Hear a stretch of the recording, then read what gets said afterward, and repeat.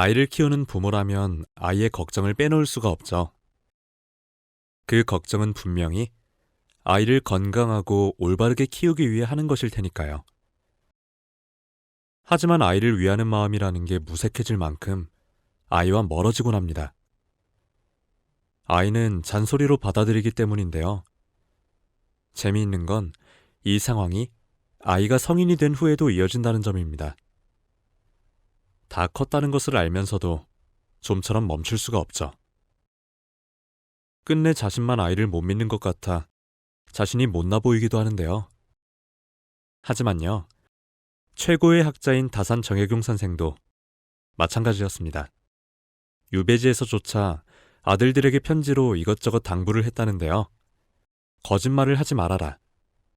친구를 사귈 때 가려야 할 일, 어떤 책을 읽어야 할지, 어떤 책을 써야 할지, 그리고 술 마시는 법도까지 여러 가지를 담고 있었습니다. 오늘은 이 중 둘째 아들에게 보낸 술 마시는 법도에 대한 편지를 소개해드리도록 하겠습니다. 네 형이 왔을 때 시험 삼아 술 한 잔을 마시게 했더니 취하지 않더구나. 그래서 동생인 너의 주량은 얼마나 되느냐고 물었더니 네 형보다 배도 넘는다 하더구나. 어찌 글 공부에는 이 아비의 버릇을 이을 줄 모르고 주량만 아비를 훨씬 넘어서는 거냐. 이거야말로 좋지 못한 소식이구나. 내 외할아버지 절도사공은 술 7잔을 거뜬히 마셔도 취하지 않으셨지만 평생 동안 술을 입에 가까이 하지 않으셨다. 벼슬을 그만두신 후 늙음하게 세월을 보내실 때에야 비로소 수십 방울 정도 들어갈 조그만 술잔을 하나 만들어 놓고 입술만 적시곤 하셨다. 나는 아직까지 술을 많이 마신 적이 없고 내 주량을 알지도 못한다.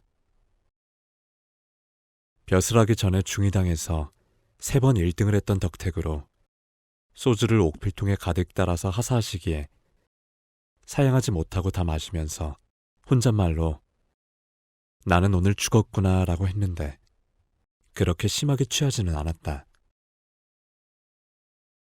또 춘당대에서 임금을 보시고 공부하던 중 만난 술을 큰 사발로 하나씩 하사받았는데 그때 여러 학사들이 곤드레만드레가 되어 정신을 잃고 홍남쪽을 향해 절을 하고 더러는 자리에 누워 뒹굴고 하였지만 나는 내가 읽을 책을 다 읽어 내 차례를 마칠 때까지 조금도 차고 없게 하였다. 다만 퇴근하였을 때 조금 취기가 있었을 뿐이다. 그랬지만 너희들은 지난날 내가 술을 마실 때 반잔 이상을 마시는 걸 본 적이 있느냐? 참으로 술 마시란 입술을 적시는 데 있다. 소 물 마시듯 마시는 사람들은 입술이나 혀에는 적시지도 않고 곧장 목구멍에다 탁 털어넣는데 그들이 무슨 맛을 알겠느냐? 술을 마시는 정취는 살짝 취하는 데 있는 것인데 얼굴빛이 홍당무처럼 붉어지고 구토를 해대고 잠에 골아 떨어져 버린다면 무슨 술 마시는 정취가 있겠느냐? 요컨대 술 마시기 좋아하는 사람들은 병에 걸리기만 하면 폭사하기 쉽다. 주독이 오장육부에 배어 들어가 하루아침에 썩어 물크러지면 온몸이 무너지고 만다. 이것이야말로 크게 두려워할 일이다. 나라를 망하게 하고 가정을 파탄시키거나 흉패한 행동은 모두 술 때문이었기에 옛날에는 뿌리 달린 술잔을 만들어 조금씩 마시게 하였고 더러 그러한 술잔을 쓰면서도 절주할 수 없었기 때문에 공자께서는 뿔 달린 술잔이 뿔 달린 술잔 구실을 못하면 뿔 달린 술잔이라 하겠는가 라고 탄식하였다. 너처럼 배우지 못하고 식견이 없는 폐족 집안의 사람이 못된 술주정뱅이라는 이름까지 가진다면 앞으로 어떤 등급의 사람이 되겠느냐. 조심하여 절대로 입에 가까이 하지 말거라. 제발이 천혜의 애처로운 아비의 말을 따르도록 해라. 술로 인한 병은 등에서도 나고 뇌에서도 나며 치료가 되기도 하고 황달이 되어 별별 기괴한 병이 발생하니 한 번 병이 나면 100가지 약도 효험도 없다. 너에게 바라고 바라노니 입에서 딱 끊고 마시지 말도록 해라. 편지에는 술을 잘 마시는 두 사람이 등장합니다. 아들들의 외조부 절도사공, 그리고 본인이죠. 절도사공은 술 7잔을 마셔도 거뜬했고 정혜경 선생은 옥필통을 가득 채운 술을 다 마셔도 많이 취하지 않았고 큰 사발로 마셨을 때도 다른 학사들은 곤드레만드레가 되었지만 자신은 조금의 취기만 느꼈다고 하는데요. 그럼에도 두 분 모두 즐기지 않았다라고 하죠. 마지막 부분은 술을 마시지 말아야 하는 이유로 가득합니다. 쾌족 집안이니 더 조심해야 한다. 그리고 건강에도 결코 좋지 않다며 술을 끊기를 당부했습니다. 이래서야 안 끊을래야 안 끊을 수가 없었겠네요. 대쪽 같았던 정혜경 선생이 둘째 아들에게 보낸 인간미 넘치는 편지. 어떠셨나요?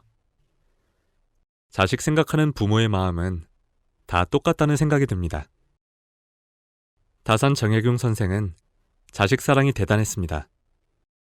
유배지로 보내온 아내 혜진 치마에 사랑과 교훈이 가득한 시를 적어 아들과 딸에게 보냈다고 하는데 이어서 읽어드리며 인사하겠습니다. 하피첩. 몸져 누운 아내가 혜진 치마를 보내왔네. 천리의 먼 곳에서 본 마음을 담았구려. 오랜 세월에 붉은 빛 이미 바랬으니 늙음하게 서러운 생각만 일어나네. 재단하여 작은 서첩을 만들어서는 아들 경계해주는 글귀나 써보았네.